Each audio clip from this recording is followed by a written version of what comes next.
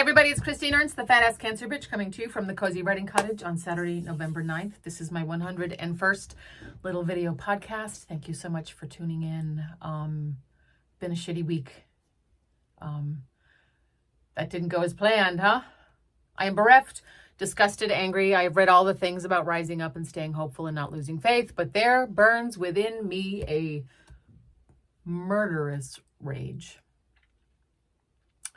On Wednesday, a man asked me how I was. He's not a friend, but someone that I encounter on the regular.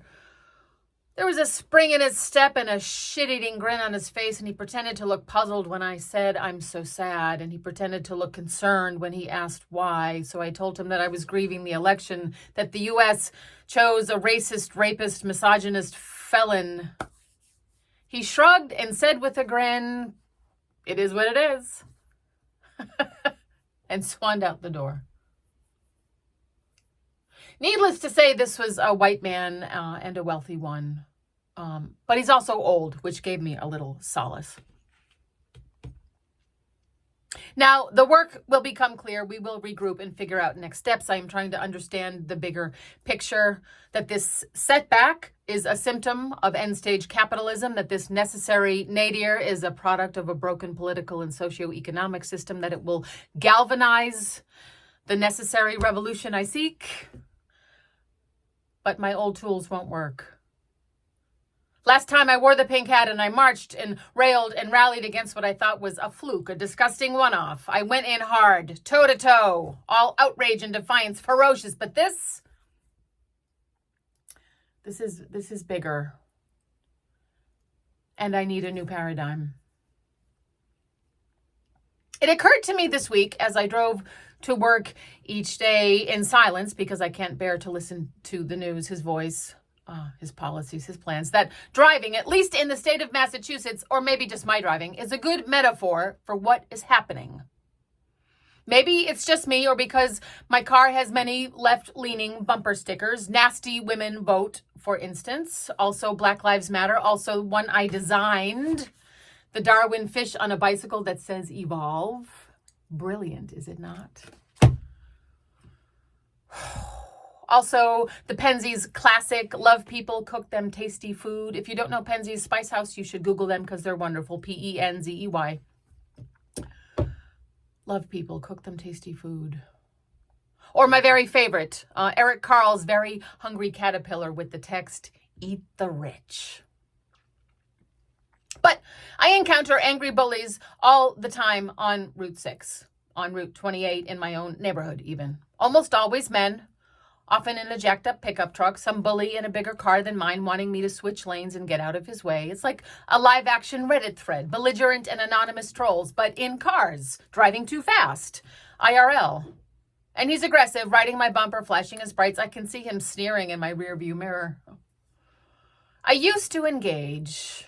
Those were the days. I'd purposely slow down to enrage him more. Wasn't that fun? I'd flip him off as he passed by, or give him the teeny weeny gesture, which sometimes was so satisfying. Until I noticed in the past few years that they are getting worse, more empowered, more reckless, more angry, more dangerous, as if men in trucks on highways have been given explicit permission to drive violently. Well, indeed, they have. So I developed a method. It's very simple, and it might help you too. When there's an angry jerk tailgating me in the left lane on the highway, and you can always see them coming, people, I wait until he has made his intention or rage or entitlement, same thing, whatever. I wait until he's made that clear, and I put on my right blinker. And I take my time switching lanes. And as he passes me on my left, just as he is leaning over to yell something profane or give me the finger or just look smug, I yawn. Like I am oblivious to his rage, completely in my own little driving home world, not even noticing his rage and hatred. And let's call it what it is, bloodlust. Like I am so tired. Oh, goodness. I can't wait to get home and have a little nap. Oh gosh. I am so bored and lulled by this lovely drive that I am unaware that there's this angry little man in a 4,000-pound truck who wants to run me off the road and believes that he has the right to do so. I have made this such a habit that I automatically yawn when I change lanes, whether there's a tailgating asshole behind me or not. Indeed, I am. So tired, so bored of this bullshit, of this angry man, of playing by his rules, of his requirement for me to rage back at him, which somehow empowers him and just exhausts me. I've been working on this method for a long time. It saves me a lot of energy, which I am going to need to build that new paradigm I just mentioned, which is not yet clear, but these old systems have failed us. And it's not rolling over. This is not submission. This is exactly the opposite, a kind of radical self-preservation. I can't afford all that cortisol coursing through my system. Their bloodlust is fueled by our despair. People, buckle up and stay safe, but remain calm and impassive. Radical indifference, good folk.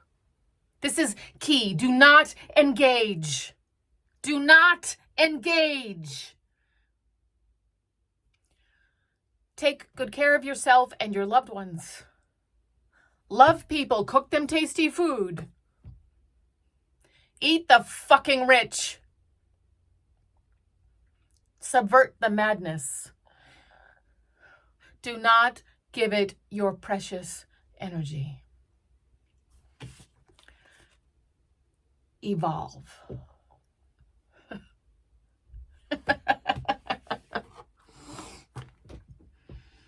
Oh, driving is so dangerous. We don't even think of it that way. Here, let me get into my giant 2-ton car and drive on potholes and ice and terrible weather and fog, and I'll come right over and have a cup of coffee. Like, we don't think that we are taking our lives into our hands when we get in the car.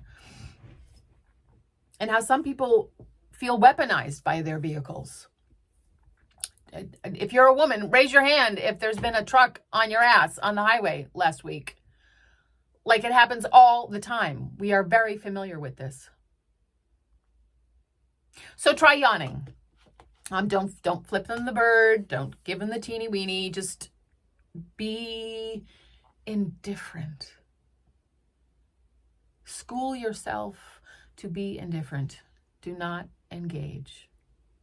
It just makes them bigger.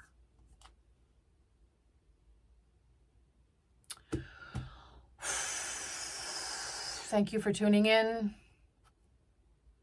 I don't know what the plan is, but there's going to be one. Just stick together.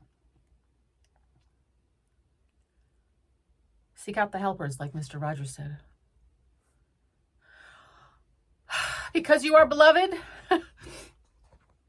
Come as you are. Thank you so much. I'll see you next week.